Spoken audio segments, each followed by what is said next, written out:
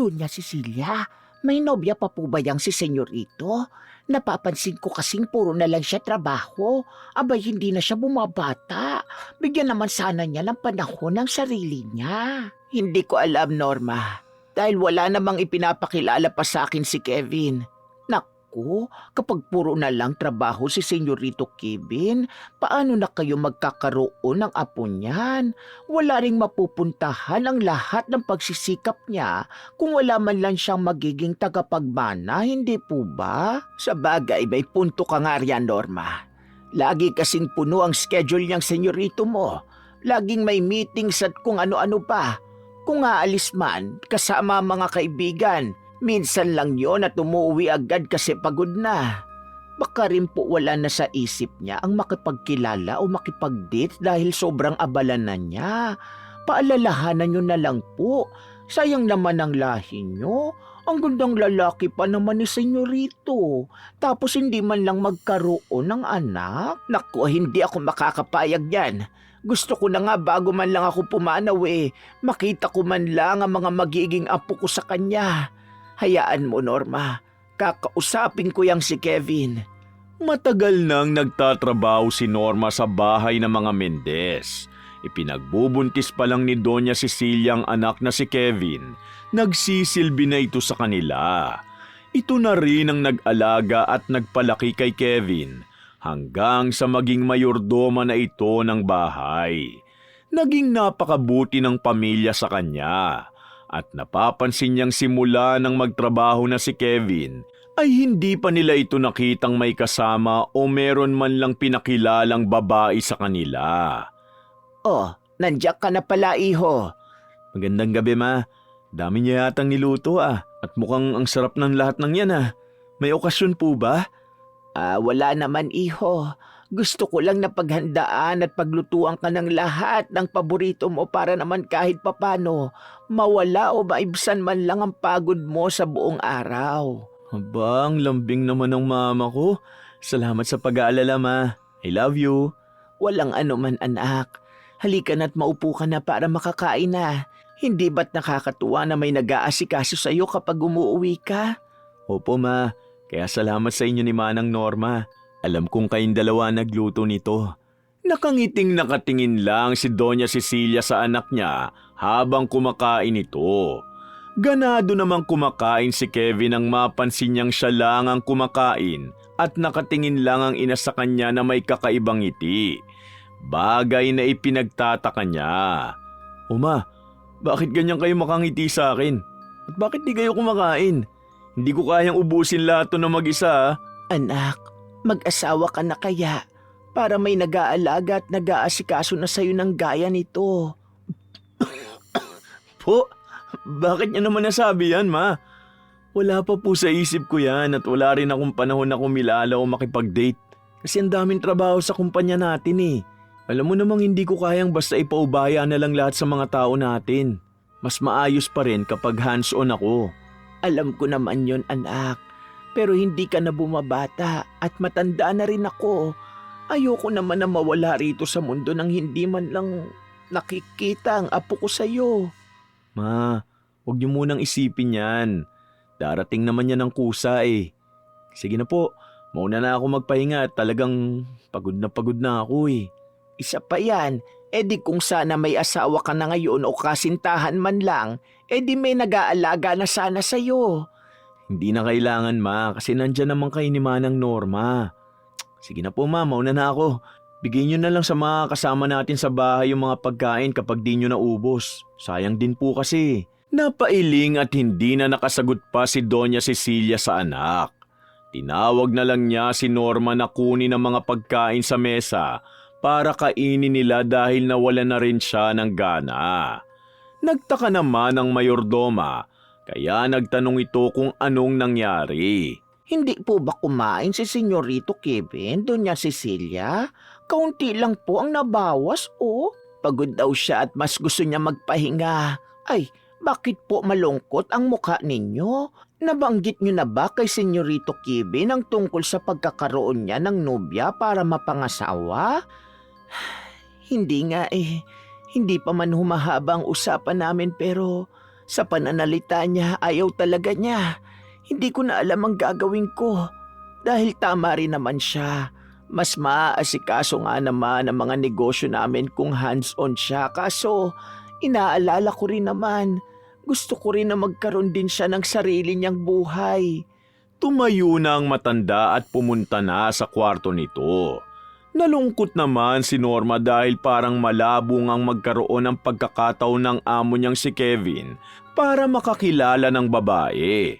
Pinuntahan niya na lang ang mga kasambahay sa kusina para utusan ng mga ito na magligpit na. Kaso, naabutan niya ang mga ito na kinikilig habang hawak ang kanilang mga cellphone. Uy, anong nangyayari sa inyo dyan, Jet? Para kayong nasilihan sa puwit dyan at para kayong kitig-kiti habang nakangiti dyan sa cellphone nyo. Ano bang meron? Kinikilig lang ako rito sa LDR ko, nakachat ko Manang Norma. Gusto na raw kasi niyang magkita kami. Pero sabi ko, sa unang pagkikita namin, dapat sa bahay ng mga magulang ko. LDR? Kachat? Tika, makikipagkita ka sa taong hindi mo pa nakikita ng personal? Manang Norma, kaya nga po LDR, di ba? Ibig sabihin, hindi mo talaga kilala yan tapos makikipagkita ka na? Paano pala kung masamang tao yan? Kaya nga po sa bahay ng magulang ko, nung kami magkikita para malaman ko agad kung seryoso ba talaga siya o hindi. Paano mo ba nakilala yan? Ang layo nyo pala sa isa't isa. Sa dating app po. Heto po Manang Norma Bakit? Maghanap po ba kayo ng magiging jowa rin? Tika, paano ba yan? Turuan mo nga ako. Natatawa na tinuruan ni Jet si Manang Norma sa pag-aakala na gusto rin ito na maghanap ng magiging partner niya online. Nang matuto na ito, pinuntahan agad si Doña Cecilia para turuan sa kung paano magkakaroon ng nobya at mapapangasawa si Kevin ng mas madali. Naabutan niya itong nagbabasa sa sala habang umiinom ng tsaa. Dunya Cecilia, may alam na po akong mas madaling paraan kung paano natin makukumbinsi si Senyorito Kevin na makipag-date nang sa ganoon ay makapag-asawa na siya. At anong paraan naman niya, Norma? Sa mga dating app po at sites po. Tinuruan po ako ni Jet dahil nakilala raw po siya roon. Malay niyo naman po gumana ito kay Senyorito, di po ba? Paano nga Norma, abala si Kevin. Malamang sasabihin na naman niya na wala siyang oras magbabad sa telepono para lang makipagkilala sa kahit sino.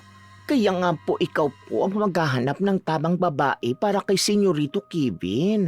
Tapos, dito lang po sila sa bahay. Dito ang unang date nila. Kami na po ang maghahanda ng lahat.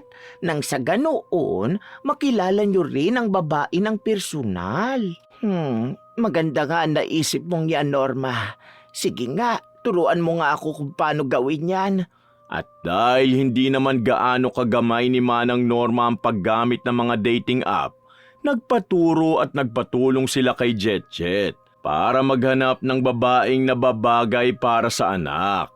Nang makauwi si Kevin ng bahay na halatang pagod, naabutan niya ang ina at si Manang Normang nakatutok sa cellphone ng Donya.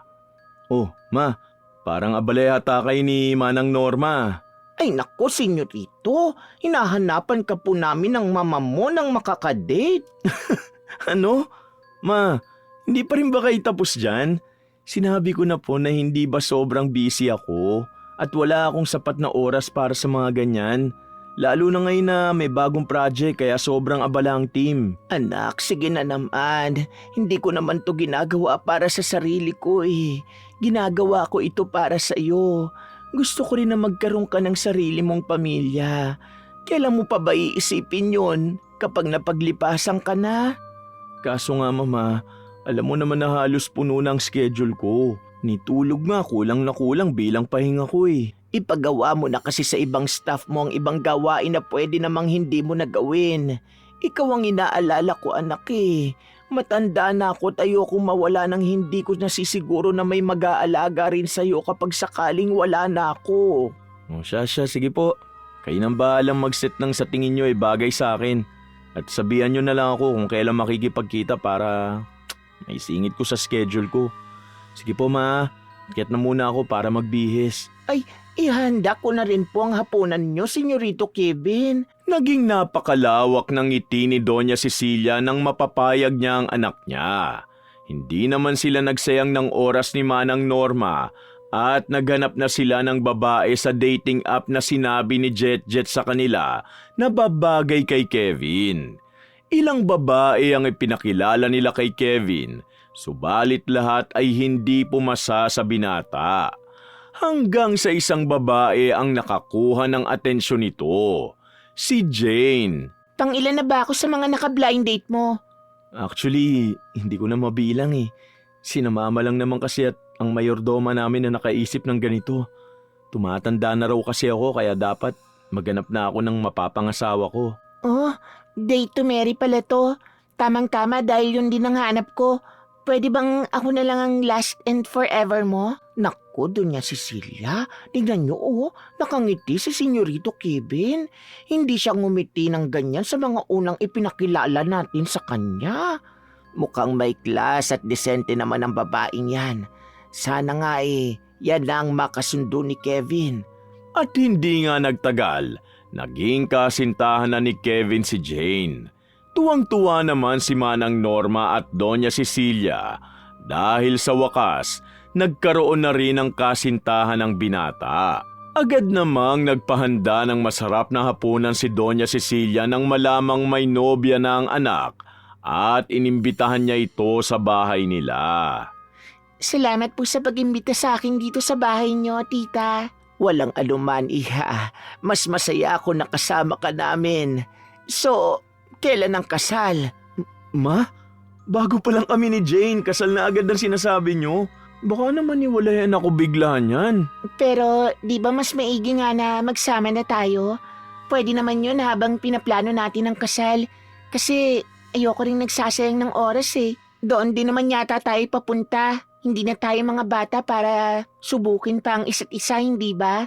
Nagkatinginan lang sina Doña Cecilia at Kevin sa sinabi ni Jane.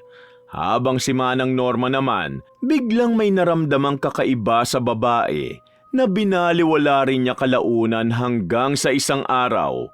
Bigla na lang itong bumalik sa mansyon, dala na ang mga gamit nito na ikinagulat naman ni Manang Norma. Manang, pakidala nga po ang mga gamit ko sa kwarto ni Kevin. Po? Hindi ka naman bingi, di ba? Ang sabi ko, dalin mo mga gamit ko sa kwarto ni Kevin. Dahil simula ngayon, magsasama na kami rito. Pakiatiran din pala ako ng Diyos sa taas. Maliligo lang muna ako. Sige po. Parang natulala dahil sa pagkabigla si Manang Norma at ang ibang kasambahay sa bigla ang pagdating ni Jane at sa sinabi nitong doon na ito titira. Sinunod naman ang matanda ang sinabi ni Jane at inutusan ng mga kasambahay na dalhin ang mga gamit nito sa kwarto ni Kevin.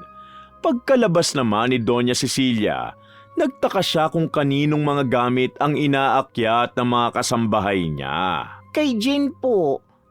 Ang sabi, dito na raw po siya titira at magsasama na sila ni Senyorito Kevin.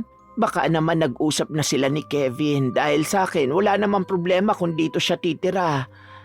Pakidalan nga ako ng tsaa sa may hardin, Norma. Salamat ha. Pagkatapos namang maligo ni Jane, bumaba na ito at hinanap ang ina ni Kevin. Sinabi naman ni Manang Norma na nasa hardin lang ito, kaya pinuntahan agad niya. Sumunod din si Manang Norma sa kanya na ikinataas naman ang kilay ng babae. Oh, Manang, saan ka pupunta? Doon po sa inyo ni Doña Cecilia. Para saan? Doon na lang po kayo sa kusina, Manang. Ayoko na may nakikinig sa usapan ng iba. Naiintindihan niyo ba? Sige po, naintindihan ko po kayo, ma'am. Nabigla si Manang Norma sa kung paano siya kausapin ng babae, kaya tulala itong pumunta ng kusina dahil yun ang unang beses na may nagsalita sa kanya ng gano'n na parang walang respeto. Hindi niya pa yun naranasan sa tinagal niyang nagtrabaho sa bahay na yun. Oh, ano nangyari sa'yo, Manang? Bakit parang natulala ka dyan?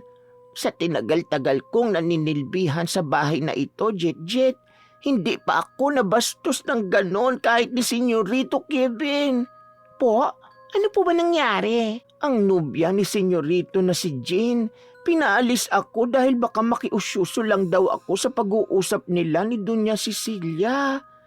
Unang kita ko pa lang sa babaeng yan, Manang Norma. Parang may ugali na talaga eh.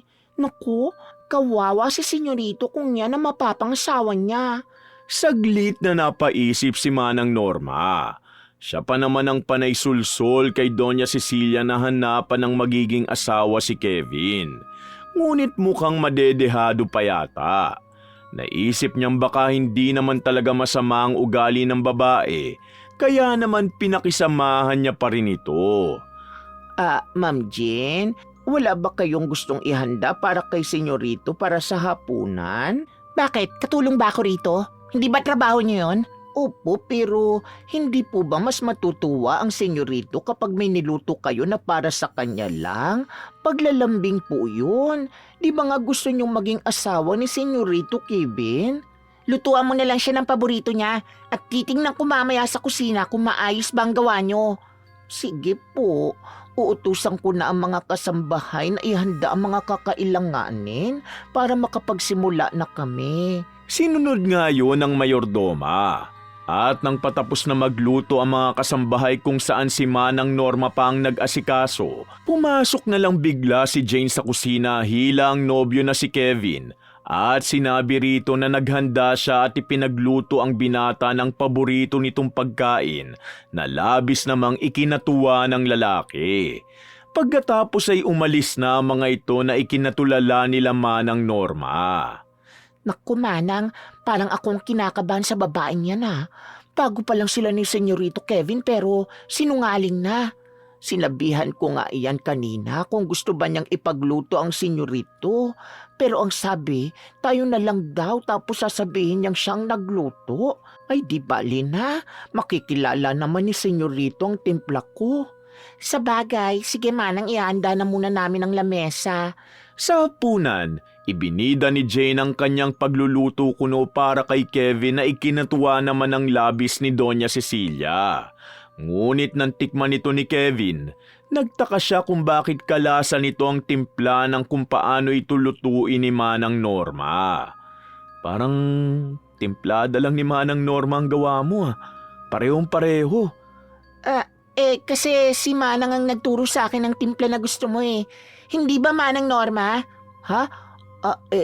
Upo, senyorito. Ganun nga po ang ginawa ni Ma'am Jane kanina. Hindi alam ni Manang Norma kung bakit hindi niya nasabi ang totoo. Matapos niyang sabihin yon, ninitian siya ng peke ni Jane at pinuntahan siya pagkatapos ng hapunan. Kinausap ngunit sa sarkastikong tinig. Manang Norma, salamat sa pagtatakip mo sa akin kanina ah. Pero wag mo sasabihin kay Kevin na hindi ako nagluto ron. Naintindihan mo ba, Manang? Opo, ma'am. Masusunod po. Lumipas ang mga araw at linggo na ipinapakita ni Jane sa nobyong si Kevin at sa ina nito na mabuti siya. Ngunit pagdating sa mga kasambahay at kay Manang Norma, biglang nag-iiba ang ugali niya. Isang araw, nakita ni Manang Norma na may inilagay ito sa inumin ni Doña Cecilia. Ma'am, ano pong nilalagay nyo sa tiyaan ni Doña Cecilia? Nilagay? Wala akong nilalagay ah. Huwag kang gumagawa ng kwento, Manang. Heto, dalin mo kay Mama at may pupuntahan pa ako. Pero ma'am, hindi ko po trabaho ito. At kaninong trabaho yan sa akin? Sino ba ang katulong dito? Ako ba o ikaw? Sige po, ma'am. Ako na po ang magbibigay kay Doña Cecilia. Ngumiti nang nakakaloko si Jane nang makita niyang dinadala ni Manang Norma ang tsaa na nilagyan niya ng langis na may itim na orasyon. Hindi talaga umalis ang babae ng sandaling yun, bagkus ay nasa kwarto lang ito ni Kevin at nagsasagawa ng orasyon at ritual. Samantala, nang maihatid ni Manang Norma ang tsaa sa amo, nagkunwari siyang natalisod sa harap nito para sadyang matapon ang tsaa. Naku, natapon ko ang tsaa, Doña Cecilia. Ay, gagawa na lang po ako ng bago. Ayos lang, Norma. Huwag ka na mag-abala pa. Ayoko ng kahit anong inumin ngayon. Nga pala, tignan mo itong binigay sa akin ni Jane na sweater, oh. Siya lang daw ang nagganchilyo nito eh. Ay, Doña Cecilia, Wala po ba kayong napansin na kakaiba kay Ma'am Jean? Wala naman, Norma. Bakit? May problema ba sa kanya? Wala naman po. Baka kako may napapansin lang kayong kakaiba sa kanya.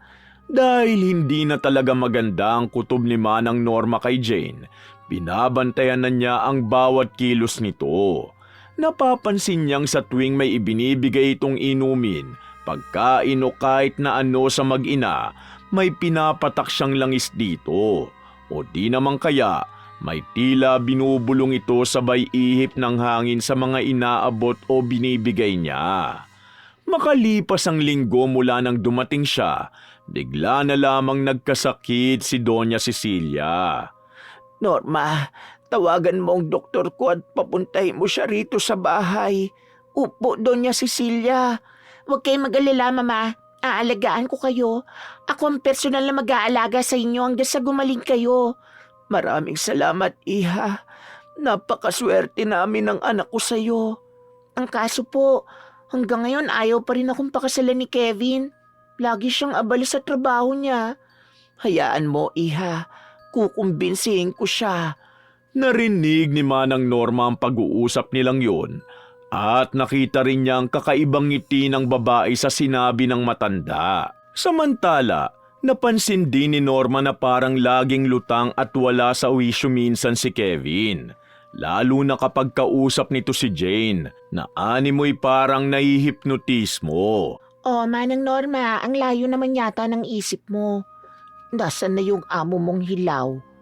Si Ma'am Jane po ba ay pumasok po agad sa kwarto nila ni Senyorito Kevin matapos po niyang painumin ng gamot si Doña Cecilia. Hindi talaga maganda ang pakiramdam ko sa babaeng yan, Jit. Bantayan mo ang kilos na at kapag umalis yan ng bahay, tingnan mo nga kung may kakaibang gamit yan na tinatago sa kwarto nila ni Senyorito. Ay masama talagang kutob ko sa babaeng yan eh. Bakit po, Manang? Di ba nung una gusto niyo naman yan? At gusto niyo na rin po mag-asawa si Senyorito Kevin? Oo nga, pero gusto ko yung matino at tsak na magiging mabuti para sa kanya. Inobserbahan ni naman ng Norma ang bawat kilos ni Jane at tinitignan ang mga gamit niya kapag wala siya at naglilinis sila ng kwarto nito ni Kevin. At doon, may nakitang maliit na aklat si naman ng Norma at Jet. Agad na kinuna nila ito ng litrato at pinatignan nila sa isang manggagamot. At doon na sila kinilabutan nang malaman nilang ang laman ng libro na yon ay para sa pangungulam. Manang, di kaya kinukulam ng babae niyo sina Senyorito Kevin at Doña Cecilia? Kasi simula nang dumating siya, nagkasakit na yung matanda eh. At si Senyorito Kevin, parang wala sa sarili minsan. Hindi ko rin alam, Jet. Pero posible yung mga iniisip mo. Dahil hindi rin talaga maganda ang nararamdaman ko sa babaeng yun. Gagawa ako ng paraan para madala sa manggagamot si Doña Cecilia. Hindi ako papayag na mawala siya ng dahil lang sa babaeng yun. Nang sumunod na araw, kinausap ni Manang Norma si Doña Cecilia.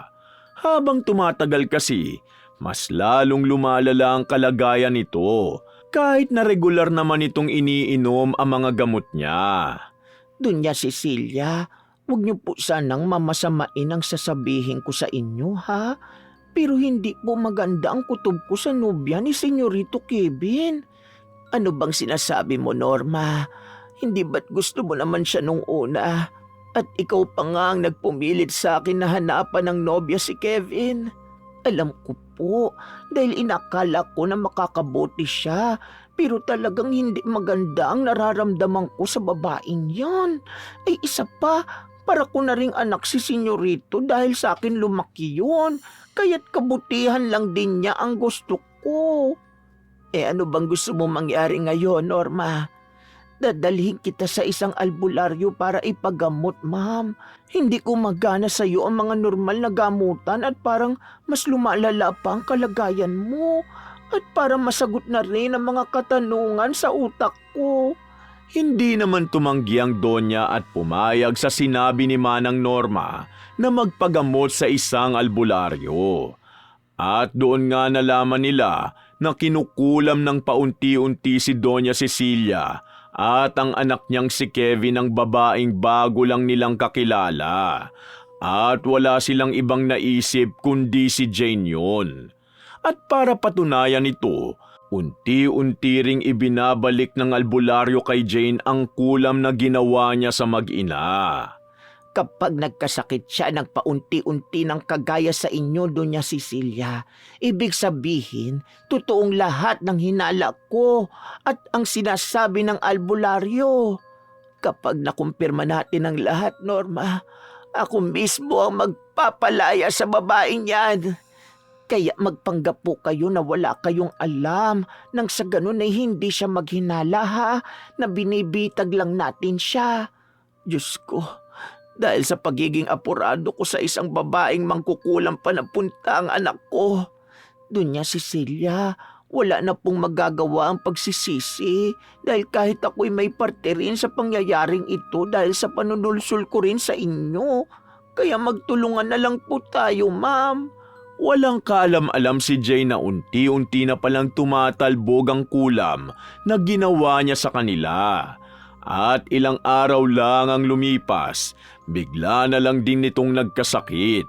Samantalang si Doña Cecilia naman, napapansin na unti-unting gumagaan ang pakiramdam, ngunit hindi niya pinahahalata.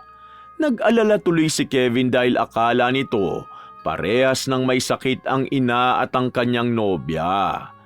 Hindi na tuloy ako makapag-focus sa trabaho ko sa opisina dahil pareho na kayong may sakit ngayon ni Mama. Huwag ka mag-alala, mahal.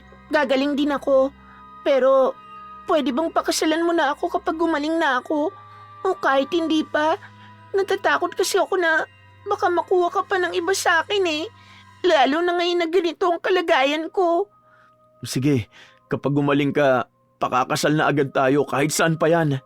Talaga? Sinabi mo yan? Oo, pangako ko yan sa'yo. Nang malaman ni na Doña Cecilia ang balak ng pakasalan ni Kevin si Jane, dito na nila ito pinigilan. Ipinakita ni Manang Norma kay Kevin ang larawan ng itim na aklat na gamit ni Jane. Kumunot naman ang noo ng binata nang tignan niya ang larawan. Ano yan, Manang? Aklat para sa kulam yan, senyorito. At gamit yan ni Ma'am Jane. At posible rin siya ang nagpakulam sa mama nyo at marahil sa inyo rin. Manang, ano na naman bang kalukuhan to? Hindi ba nung una kayo naman ang nagpursigi kay Mama na mag-asawa na ako kahit hindi ko gusto? Tapos eto naman kayo kung ano-anong sinasabi kay Jane. Hindi na nakaimik si Manang Norma.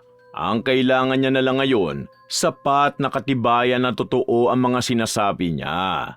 Naging mabilis naman ang paggaling ni Doña Cecilia na sa halip ay ikinatuwa ni Jane, ipinagtaka pa nito. Nakita kasi nila ito ni Kevin na nakatayo na at masiglang nag-aalaga ng mga halaman niya sa hardin. Ma, magaling na po kayo? Kailan pa? Nitong bago lang, anak. May tsaa na kasi akong hindi iniinom. Hindi ba, Jane? Po? Oh, ba't parang gulat ka yata na gumaling ako? Hindi ba dapat masaya ka dahil gumagaling na ang magiging biyenan mo sana? Ma, di bang sinasabi nyo? Pareho na kayo ni Manang Norma na hindi magandang tono ng sinasabi kay Jane.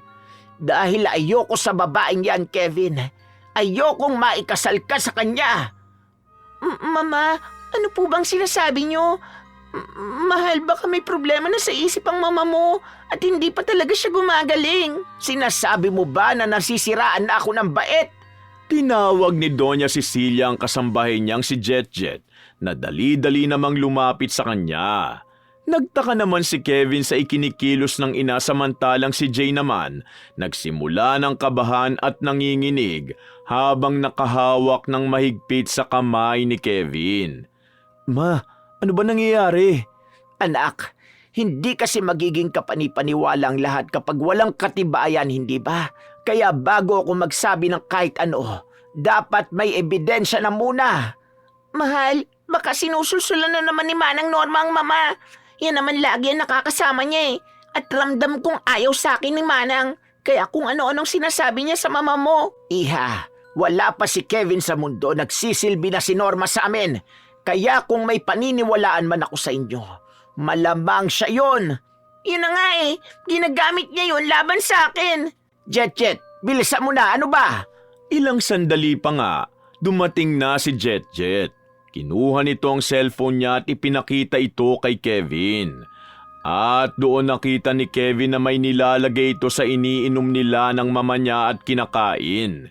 May parang binubulong din ito sa inumin at pagkain. At higit sa lahat, narinig niyang sinabi ni Jane na oras na magtagumpay ang kulam niya at pinakasalan siya ni Kevin. Makukuha niya na ang lahat ng yaman ng pamilya nito. May sa demonyo ka ba? Umalis ka rito sa bahay ngayon din. Kevin, hindi totoo ang lahat ng yan. Ginagawan lang nila ako ng kwento. Ayoko nang marinig lahat ng paliwanag mo. Umalis ka na rito sa pamamahay namin ngayon din. Nga pala, Iha, nararamdaman mo na ba ang balik ng ginawa mong kulam sa akin? Yan ang ginawa mo na binalik lang ng 3 beses ng manggagamot sa'yo. Paano ba yan? Mas mauuna kang mawawala sa akin. Kita nila ang panginginig sa takot ni Jane. Agad itong umakyat sa taas ng kwarto at kinuha mga gamit niya at dali-daling umalis ng bahay na yon. Hindi naman makapaniwala si Kevin na mangkukulam pala ang babaeng napili ng ina niya na naging nobya niya at balak pang pakasalan. Ganun pala. Hindi ako makapaniwalang mangkukulam ang girlfriend ko. Anak, patawarin mo kami. Lalo na ako, kung hindi ka namin pinursige na magkaroon na ng kasintahan para makapag-asawa ka na, hindi siguro mangyayari ito. Pasensya ka na, Senyorito Kevin. Ako ang nagsulsul sa mama mo na hanapan ka na lang namin, na mali pa tuloy ang nakuha namin. Hindi na bale, Mama. Manang Norma. Ang mahalaga, hindi pa kami kasal ng babaeng yun. Dahil mamayang gabi ko pa naman sana ibibigay yung singsing para yayain na sana siyang pakasalan ako.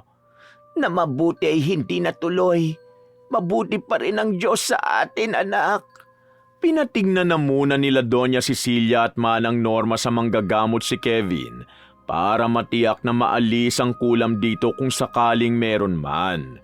At nakumpirma nilang meron nga na mabuti na lang na agapan nila agad dahil pamatay rin ang kulam na ginagawa sa kanya. Simula ngayon, hahayaan na kitang pumili at hintayin kung kailan mo gusto o kung gusto mo pa bang mag-asawa. Hindi na kita pipilitin pa, anak. Huwag kang mag-alala, Mama. Kapag natapos na tong project namin, may binabalak na akong yayain para lumabas. At yun, sigurado akong hindi na talaga mangkukulam. Naku, nakakatuwa naman kung ganon. Gusto ko lang talaga na may mag-aalaga sa iyo, anak, kung sakaling mawala na ako. Pero, kilalanin mo munang maigi, ha? Opo, Mama. At uobserbahan ko rin ng maigi, Senyorito, kung maayos ba siyang makisama sa amin kahit nandiyan kayo o wala. At hindi nga nagtagal, nakakilala rin si Kevin ng tamang babae para sa kanya. Ito ang katrabaho niya sa huling project nila sa kumpanya na matagal na rin niyang kaibigan at kakilala. Samantala, nalaman nilang nagkasakit ng malala si Jane ilang buwan mula nang umalis ito sa kanila. Indikasyon na bumalik na sa kanya ang kulam na ginawa niya sa mag-ina. Mula noon, hindi na diniktahan pa ni Doña Cecilia ang anak o pinangunahan sa mga kailangang gawin ito sa buhay niya maging sa mga desisyon. Subalit sinuportahan niya pa rin ito bilang ina. At si Manang Norma naman bilang mayordoma ng pamilya, hindi na nakialam o nanulsol sa ilang mahalagang desisyon sa buhay ng mga amo niya. Sa halip, naging isa pa siyang mas mahusay na tagapag-alaga. Wakas! Shoutout po uli sa commenters ng last story natin. Si Gia Gigi, Maridin Leonardo from California, USA, Cristina Peru, Virginia Divina, Jen Esto from Hong Kong, Jasmine Vicente, Sukato Kirayika, at shoutout sa Toledo family, Jace, Nathaniel, JC Ombao, Yasden Love, Mary Grace Shotting, Noemi Garcia Pabunan from Hong Kong, Lisa Takada from Tokyo, Chef M at shoutout kina Ate Auring, Ate Ne, Minda, Faye, Gandang Leslie at Poging J ng Amira Boxes Handicrafts. Pabati rin kina paring JK, Happy Mansari Tomorrow, Mirna Alfaro, Phoebe Ranyada, Merly, Robina Flamiano, Jeannie Rojas, Jocelyn Morilla, Chris Villanueva from Imus Cavite at sa mga anak niya, at sa asawa niyang si Ronald Bel Sabahado, Gracia Balitaan, Art May, Roberto Crimen, Clementon Fire, Kim Bara, Filipina Palsario, Erlinda Tonelada, Weng Orasyon, Vivian Baterbonia, Kimpoy Feliciano at Beth Mercado. Maraming salamat po at pagpalain tayong lahat ng puong may kapal.